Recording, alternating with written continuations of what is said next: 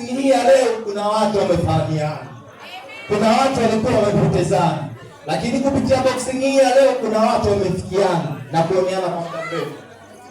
Hivyo ni tumaini letu kwamba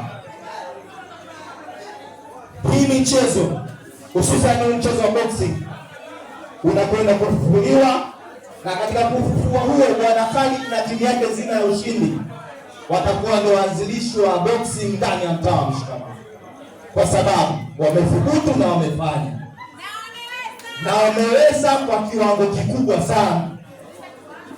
Kwa kutambua hilo, kwa sababu tuna mabondia kama ndugu yangu Karim Migea, yeye ashazunguka sana, hivyo tuna imani tutakaporatibu jambo lingine tutachukua mawazo ya watu tofauti ili tupate pambano kubwa.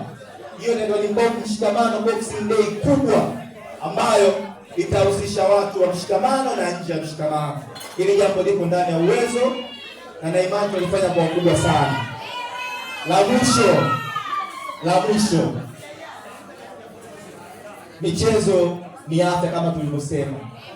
Tunapokuwa ulingoni, tunapopambana kwenye fighting, pia tusisahau kulindana kwa sababu kuna maisha baada ya pambano. Lakini akijilengesha mtwange, unapata vipi pointi? Akijilengesha mtwange, wewe mtwange, knockout mtwange. Hakikisha la mtwanga, na nje huko nasikia kwamba